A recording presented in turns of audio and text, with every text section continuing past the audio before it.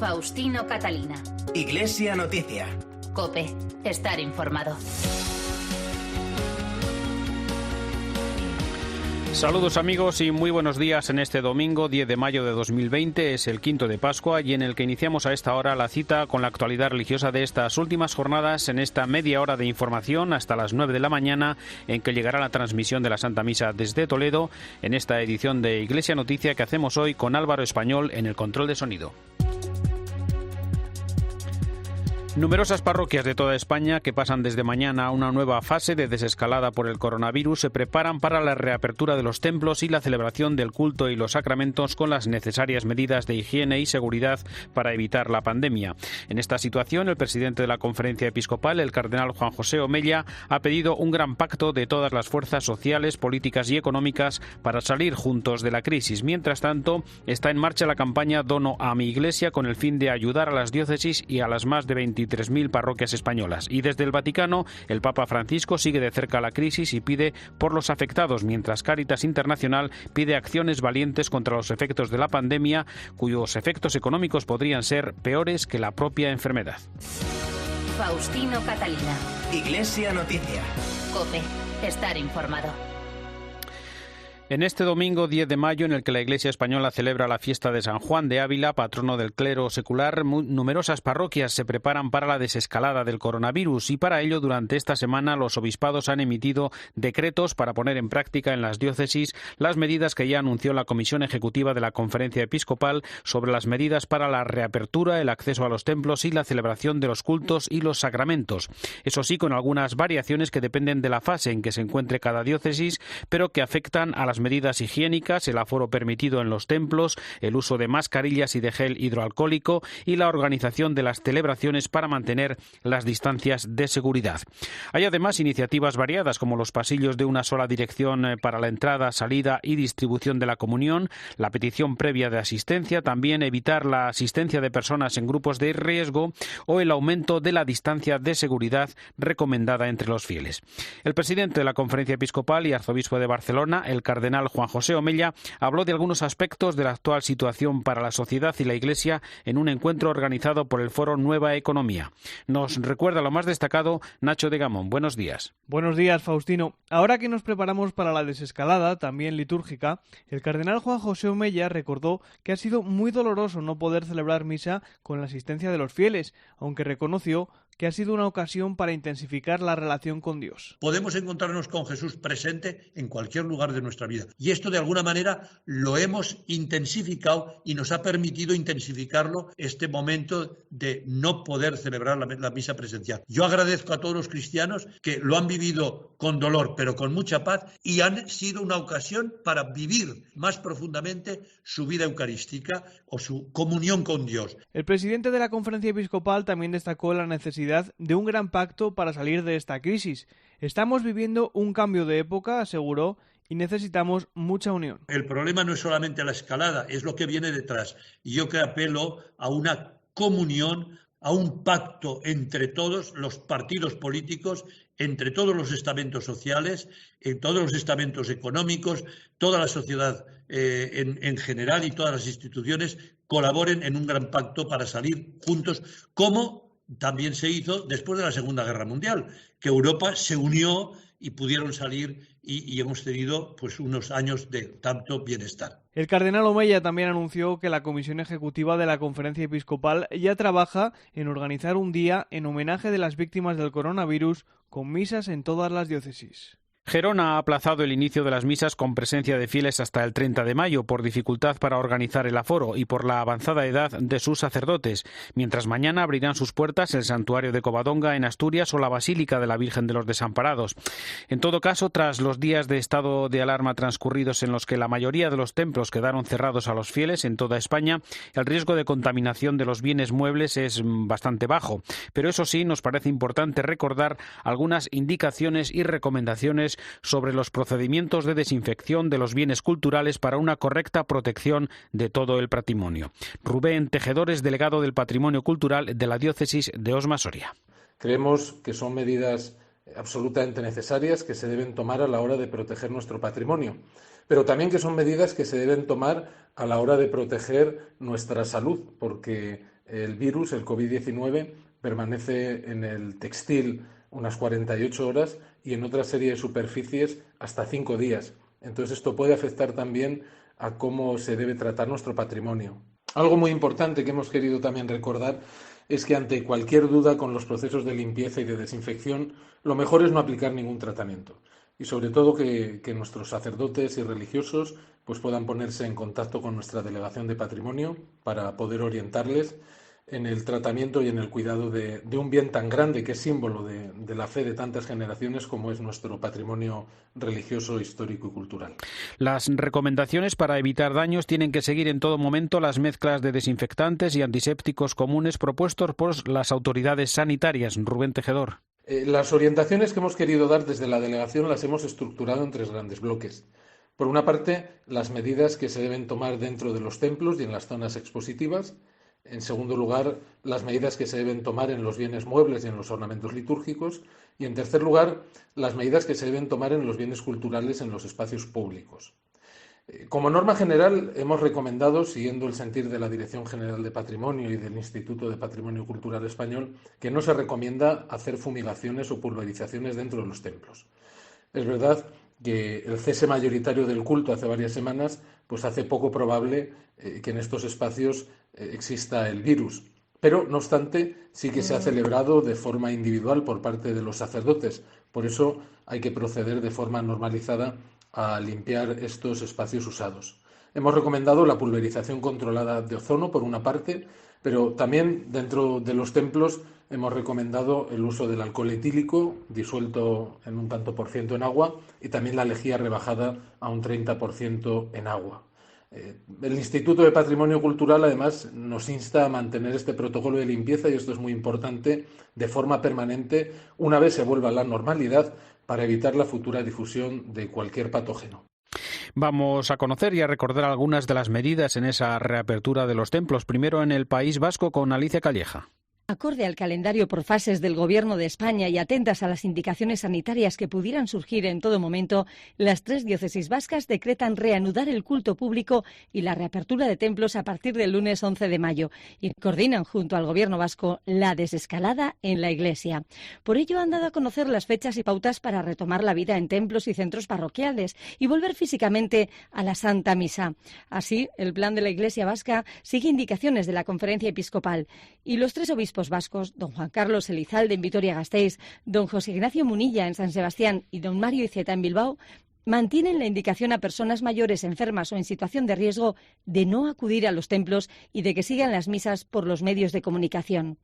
Desde el primer domingo de desescalada, 17 de mayo, sacerdotes y personal de orden de cada parroquia controlarán el aforo de estas, no más de 1/3 en la primera fase y del 50% en la segunda, a partir del 25 de mayo, y se aumentará el número de misas con el fin de garantizar la descongestión de fieles. Para la celebración de los sacramentos también se plantean indicaciones que puede seguir, al igual que todas las normas, a través de las webs de las diócesis vascas. Y nos acercamos también hasta tierras aragonesas con las acciones previstas que nos recuerda desde COPE Zaragoza Álvaro Montaner. La Basílica del Pilar volverá a abrir sus puertas este lunes, aunque lo hará con limitación de aforo. Solo tendrá cabida para un máximo de 206 fieles en un templo en el que se distinguirán 2 zonas diferenciadas, una para la oración y otra para la celebración de la Santa Misa. José Antonio Calvo, delegado de medios de la Archidiócesis de Zaragoza, nos daba más detalles y nos explicaba que los horarios del culto no se verán modificados y seguirán igual que antes. Se van a separar, se van a diferenciar bien dos sectores. El sector de la Santa Capilla, que será dedicado exclusivamente para la oración y para el sacramento de la penitencia, para las confesiones, con su acceso por la puerta baja, y el segundo espacio será el del altar mayor, donde tendrá lugar la celebración de la Santa Misa. No se suprime ninguna misa, no se aumenta ninguna misa, sabemos que en el Pilar hay misas a todas las horas. Esas misas tendrán una duración de 25 minutos y sin contacto físico. Los objetos litúrgicos estarán en desinfección continua para asegurar las medidas de higiene, y en los puntos de acceso al templo habrá personal de seguridad que velará para que se cumpla la normativa. El Pilar, además, tendrá que ser adorado desde la distancia para entrar dentro de esa vuelta a la normalidad paulatina dentro de la Basílica. Vamos a seguir los dictámenes, las recomendaciones y las exigencias de las autoridades sanitarias. No está reñida la fe con la razón que nos invita a tomar todo este tipo de precauciones. Una normalidad que durante el tiempo que el Pilar ha permanecido cerrado se ha conseguido a través de la página web que durante las 24 horas ofrecía imágenes de su interior en directo. Ese portal ya ha sido clausurado, dejando más de 1 millón de visitantes de muchos puntos del mundo, como por ejemplo Rusia o Australia. Ha cosechado durante los 51 días que estaba activa, pues 1 millón de visitas, que han llegado desde Australia, desde Rusia, por supuesto desde los pueblos hermanos de América, pero también África, un interés creciente por la Virgen del Pilar en Italia, en Polonia y en Francia. Asegura José Antonio Calvo que han recibido miles de peticiones y agradecimientos y que el deseo es mantener este servicio más adelante para que quien quiera, desde cualquier parte del mundo, pueda mantener viva la devoción a la Virgen del Pilar. Una devoción que este lunes vivirán ya de primera mano los fieles que hasta ella se puedan acercar. La Fundación Pablo VI organizó el martes un encuentro digital para hablar sobre el futuro y qué pasará tras esta crisis del coronavirus. Fue un diálogo del secretario general de la Conferencia Episcopal, Luis Argüello, y la consejera permanente del Consejo de Estado, Victoria Camps. Lo más destacado nos lo recuerda Javier González. Monseñor Luis Argüello ha participado en el coloquio El mundo post-COVID-19.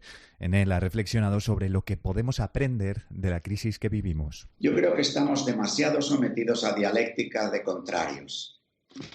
O una cosa u otra, o los de un lado o los de otro. De alguna forma pienso que la superación de este tiempo, que no solo la pandemia, sino el gran cambio de época que estamos viviendo en estas décadas, es como importante superar la dialéctica de los contrarios. En esta charla ha participado también la filósofa Victoria Camps, que ha querido incidir sobre la manera en la que vivimos. Una concepción del ser humano como un ser autónomo, que tiene que, de algún modo, tiene que lograr una cierta autosuficiencia, ¿no? Y en cambio, de repente, vemos que somos muy dependientes unos de otros. Un encuentro digital para escuchar tomando nota sobre la importancia de la interdependencia y no del individualismo, la presencia de la muerte o sobre el secreto de la felicidad. La Conferencia Episcopal ha puesto en funcionamiento una nueva campaña Dono a mi Iglesia con el fin de ayudar a las más de 23.000 parroquias y a las diócesis de nuestro país para que de esta manera puedan continuar realizando su labor en la sociedad, especialmente ayudando a los colectivos más débiles. El vicesecretario de Asuntos Económicos de la Conferencia Episcopal, Fernando Jiménez Barrio Canal, ha explicado desde los micrófonos de COPE la finalidad de esta campaña para sostener la economía de las parroquias. Las parroquias reciben aproximadamente entre 20 y 25 millones mensuales de aportaciones de los fieles, que en un 85% son puntuales, son el cestillo de toda la vida. Solo hay un 15% que sea a través de suscripciones. Llevamos 8 semanas, casi 2 meses, sin poder pasar el cestillo. Es decir, sin que podamos acudir a la Eucaristía, sin poder alimentarnos, pero también sin poder aportar de esta forma presencial, que tiene todo el sentido del mundo, en el ofertorio. Pues evidentemente hay un agujero muy importante en las parroquias y en las necesidades generales de la Iglesia. A través de la página web donoamiiglesia.es, los feligreses tienen la oportunidad de donar a su parroquia desde casa y de una manera completamente segura en unos sencillos pasos. Además, este es un momento adecuado para un cambio de mentalidad. Es muy importante hacer un cambio de mentalidad porque yo colaboro con aquellas cosas que me interesan y me suscribo a aquellas cosas que me interesan, y cada uno sabemos a qué estamos suscritos, al periódico, a una plataforma de música o de ocio o de cualquier cosa, porque nos parece interesante y nos entretiene. ¿Y por qué no nos vamos a suscribir a aquellos que nos dan de comer en lo espiritual, como es la Iglesia? Yo creo que la colaboración nace del compromiso como cristiano. Yo me comprometo con mi Iglesia, me comprometo a participar activamente con mi Iglesia en todos los aspectos, dando catequesis, ayudando ahora a limpiar, que probablemente será muy importante, el servicio de orden ahora, que será muy importante, y también tengo un compromiso económico que forma parte de mi realidad como cristiano, y además me identifica, porque yo colaboro con la Iglesia. Y nos detenemos una vez más en la intensa labor de la Iglesia en el acompañamiento de personas que están enfermas o solas. Numerosos voluntarios y sacerdotes dedican buena parte de su tiempo a hablar con ellas por teléfono a través de servicios de escucha y de ayuda para sobrellevar esta situación. Nos lo cuenta Sefi García. La falta de calor humano hace mella a las personas que viven sin compañía. Es uno de los efectos secundarios más devastadores de la pandemia. Hay muchísima gente que está sola, ¿no? Pero sola, lo que se llama sola, ¿no? En el sentido más estricto de la palabra, de soledad. Cipriano es una de esas personas mayores que han buscado compañía en los servicios de ayuda telefónica que las parroquias y las diócesis han puesto en marcha desde el minuto 1 del confinamiento. Al otro lado encontró a Elisa, una voluntaria con la que habla cuando lo necesita. Un rato de compañía, de compartir, de charlar, de airear, cambiar de tema y reírnos, sobre todo reírnos, que nos reímos bastante. En estos días es casi la mejor medicina. La soledad es el primero de los síntomas colaterales que intentan paliar voluntarios, sacerdotes y profesionales. El segundo, la tristeza. Bien porque han perdido a un ser querido, bien porque tienen un familiar o un amigo cercano ingresado y no pueden visitarle, o porque está en un momento muy grave, intuyen que va a fallecer y no pueden despedirse. Isabel es psicóloga y dedica este tiempo a aconsejar. Nos cuenta que el miedo al contagio es otro factor de angustia y también la búsqueda de consejo para hacer más llevadero el confinamiento a niños y mayores. Isabel nos confirma además que dormimos peor. La Iglesia escucha a sanitarios, a enfermos, a personas solas y a familias a través de los centros de orientación familiar que, si bien han cerrado sus instalaciones, mantienen contacto a través de videoconferencias y de atención telefónica. Para buscar ayuda solo tenemos que llamar a nuestra parroquia o a nuestra diócesis. Siempre hay alguien tras el teléfono para orientarnos. Los salesianos y salesianas cuentan en España con 83 pisos que estas semanas de confinamiento acogen a 700 jóvenes. Son migrantes y refugiados en situación de vulnerabilidad que se han adaptado en un clima de convivencia y de tolerancia junto a los equipos de educadores. Javier González, saludos de nuevo. Buenos días. El coronavirus y el confinamiento también afecta a los pisos de acogida. Los salesianos tienen más de 80 proyectos donde se acogen a jóvenes con diferentes dificultades y también ellos están preocupados con esta crisis. Es necesario el compromiso de las administraciones públicas, también de las entidades sociales, de las ONGs. Ahí están muchas instituciones de la Iglesia, como las nuestras, para que haya recursos para atender a los más vulnerables, entre los que también están estos jóvenes. Eso sí, en la otra parte, los educadores cuentan la buena respuesta por parte de los jóvenes que nunca habían vivido una situación parecida. Porque al estar tanto tiempo juntos, estos jóvenes valoran más la convivencia, trabajan también más la tolerancia, la frustración.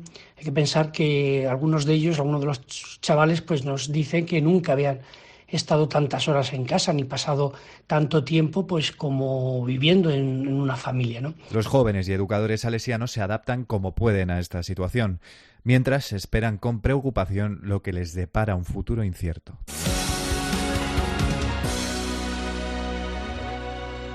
Cuando un gesto tan simple como lavarse las manos no es posible para algunos, se demuestra que no todos somos igual de vulnerables frente al coronavirus. Ayúdanos a paliar las consecuencias de la pandemia entre los más desfavorecidos del planeta. Que tu solidaridad no separe nuestras fronteras. Llama al 900-811-888 o entra en manosunidas.org/emergencia coronavirus y colabora. Echamos de menos los paseos, pero mientras vuelven, en la Iglesia avanzamos para no dejar a nadie atrás. Por eso hemos donado respiradores y acompañamos a los enfermos en los hospitales. Con esperanza y trabajo, caminaremos libremente de nuevo. Somos Iglesia 24/7. Rezamos por ti, rezamos por todos. Faustino Catalina. Iglesia Noticia. COPE. Estar informado. Y nos adentramos ahora en la actualidad internacional. Nos vamos hasta Italia, donde la Conferencia Episcopal ha firmado un acuerdo con el gobierno que permitirá retomar las misas públicas con fieles a partir del 18 de mayo, con las debidas precauciones. Mientras tanto, en el Vaticano, el Papa Francisco ha pedido y recordado cada día a los afectados y familiares y a quienes han perdido su empleo o colaboran cada día contra la pandemia del coronavirus. Además, en la audiencia del miércoles, Francisco ha iniciado un nuevo ciclo de catequesis sobre el tema de la oración, el aliento y la mejor expresión de la fe. Corresponsal de la cadena COPE, Eva Fernández, buenos días. Buenos días. Tras un primer desencuentro entre Gobierno y Conferencia Episcopal, por fin se podrán reiniciar las misas en Italia con asistencia de público después de casi 70 días sin poder asistir a una Eucaristía ni recibir los sacramentos. La fecha fijada será el 18 de mayo y tendrán que seguir un estricto protocolo de seguridad con distanciamiento social, mascarillas obligatorias y guantes cuando el sacerdote imparta la comunión. A la entrada de la iglesia, voluntarios voluntarios controlarán el número máximo de fieles que pueden estar presentes a la vez. Se colocará un dosificador de gel desinfectante y habrá obligación también de desinfectar después de cada ceremonia la iglesia y todos los objetos utilizados, incluidos micrófonos y atriles. Todas estas disposiciones también se aplicarán en bautizos, matrimonios y funerales. Y efectivamente, en la primera audiencia del mes de mayo, el Papa recordó que la oración es el alimento de la fe y también su expresión, un grito que sale del corazón del que cree y espera solo en Dios. Pidamos a Jesús, el buen pastor, que nos conceda ser hombres y mujeres de oración, que con confianza y perseverancia presentemos al Padre el compasivo nuestras necesidades y la de todos nuestros hermanos. Refiriéndose a los temporeros que trabajan en el campo, muchos de ellos inmigrantes, el Papa hizo un llamamiento para que ante la crisis económica provocada por la pandemia se respete la dignidad de todos los trabajadores y ninguno sea explotado. Y entre todas las intenciones de la misa de Santa Marta de esta semana, también ha tenido presentes a cuantos trabajamos en los medios de comunicación para que el Señor nos ayude a transmitir siempre la verdad. Y seguimos en el Vaticano, donde se ha presentado un informe de Cáritas Internacional, así como un documento con orientaciones pastorales sobre los desplazados internos, con una hoja de ruta para todos los refugiados e inmigrantes, unos 50 millones de personas en todo el mundo que de forma especial durante esta crisis han quedado invisibilizadas. Sí, son dos documentos muy importantes dirigidos a un mundo envuelto en la pandemia. El informe de Cáritas Internacional alerta sobre las dificultades a las que se enfrentan las comunidades más vulnerables que viven en los países más pobres. Según el Programa Mundial de Alimentos, el número de personas al borde del hambre se duplicará en todo el mundo y podría llegar a 230 millones de personas. Cáritas recuerda que los inmigrantes irregulares también se encuentran particularmente expuestos porque quedan fuera de todas las ayudas previstas por los gobiernos. Y como consecuencia de esta situación de indefensión, la sección de migrantes y refugiados del Vaticano ha presentado las orientaciones pastorales para los desplazados internos. A lo largo de 122 líneas guía, el documento pretende servir de apoyo a todos los que necesitan ser acogidos, protegidos, promovidos e integrados. Para hacer frente a este desafío, la Iglesia se encuentra ya en la vanguardia en muchos lugares y su trabajo debe sensibilizar aún más a la opinión pública. Amaya Valcárcer trabaja en el servicio de los jesuitas para los refugiados.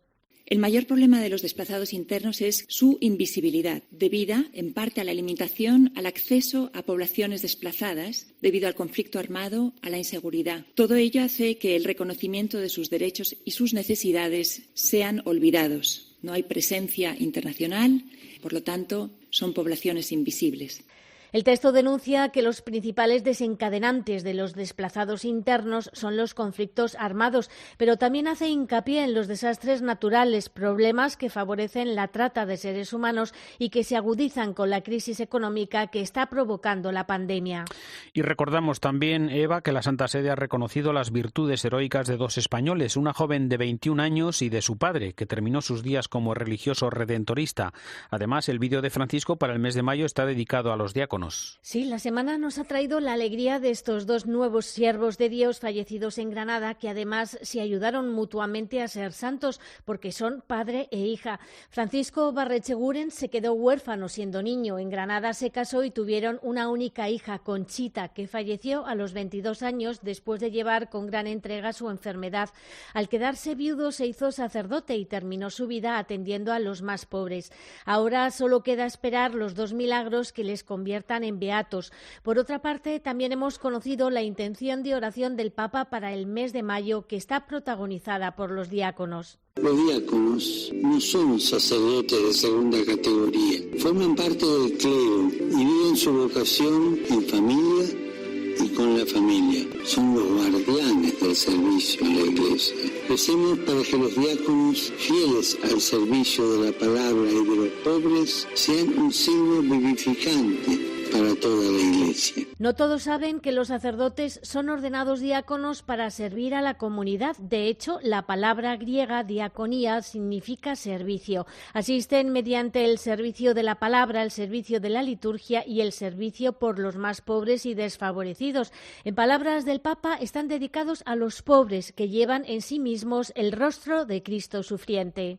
Gracias, Eva. El comentario del colaborador de Iglesia Noticia en Roma, Antonio Pelayo, nos acerca, tras el reciente fallecimiento del gran maestre de la Orden de Malta, al trabajo que ésta desarrolla con los más desfavorecidos. Buenos días, Antonio. Buenos días. No hay momento bueno para morirse, pero los hay malos y peores. El que la providencia ha escogido para Fray Giacomo de la Torre, gran maestre de la Orden de Malta, podía haber sido algo mejor. Le ha dado apenas tiempo para ejercer 2 años su alto magisterio en un momento muy complejo de esta institución que desde hace 9 siglos tiene como misión ayudar a los más desvalidos. Sí, a la Orden de Malta le sobran algunos oropeles y necesita una revisión profunda de su funcionamiento. La quiere Francisco, que en el 2017 obligó a dimitir al anterior gran maestre y nombró al cardenal Becciu como delegado especial suyo al frente de la Orden para promover su puesta al día y el fortalecimiento de su dimensión espiritual.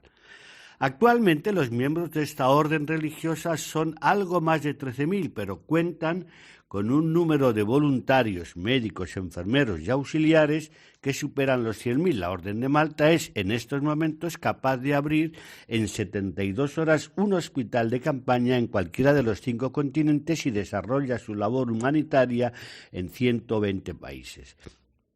Los malteses asistieron a las víctimas de los terremotos de Haití, Turquía o Nepal. Han combatido en África la epidemia del ébola y del cólera y son los primeros en luchar contra la lepra en el continente negro. También acudieron a socorrer a los habitantes del sureste asiático azotados por el tsunami del 2004 y a los filipinos heridos por el violentísimo tifón Haiyan en el 2013, solo por citar algunas de sus intervenciones más notables en este siglo. El gran maestre es un príncipe soberano. La Orden mantiene relaciones diplomáticas con 108 países y las más importantes instituciones internacionales. Cuando en el próximo otoño sea elegido el sucesor de Fray Giacomo de la Torre, ocupará el número 81 de una lista en la que, por cierto, figuran 10 españoles. Los vínculos entre España y la Orden de Malta han sido siempre muy intensos. Prueba de ello es que el rey emérito, don Juan Carlos, fue bautizado en la capilla del Palacio Magistral de Roma. Desde Roma les ha hablado Antonio Pelayo. Gracias, Antonio. Les contamos también que el Papa mantuvo el pasado jueves una conversación telefónica con la canciller alemana Angela Merkel sobre los retos de la solidaridad global y las consecuencias del coronavirus. Corresponsal en Berlín, Rosalía Sánchez. El punto central de la conversación fue la situación global humanitaria y política creada por la extensión del coronavirus, así como la relevancia en estos momentos de la cohesión europea y de la solidaridad internacional. Ambos hicieron asimismo hincapié en la necesidad de apoyar a los países más pobres para hacer frente a la pandemia. Merkel expuso que Alemania quiere contribuir con 525 millones de euros al Fondo Internacional para Desarrollo de Vacunas y Medicamentos. El Papa añadió la importancia de promover un intercambio transparente y desinteresado de conocimiento científico. Francisco no ha visitado nunca Alemania como Papa y la canciller Merkel aprovechó para formular la invitación cuando la situación sanitaria lo permita. Recordamos que en este domingo, 10 de mayo, fiesta de San Juan de Ávila, patrono del clero secular español, el obispo de Córdoba, Demetrio Fernández, recuerda en una carta pastoral su profundo amor a Jesucristo, su gran celo apostólico con la predicación, la fundación de colegios y la dirección espiritual, así como su relación con los grandes santos de su época, como San Juan de Dios, Santa Teresa de Jesús o San Ignacio de Loyola. Llegamos así al final del informativo Iglesia Noticias, el programa 1671 en este domingo 10 de mayo de 2020. Llega ya la última hora de la actualidad en España y el mundo y después la Santa Misa. Volveremos el próximo domingo. Un saludo de Faustino Catalina.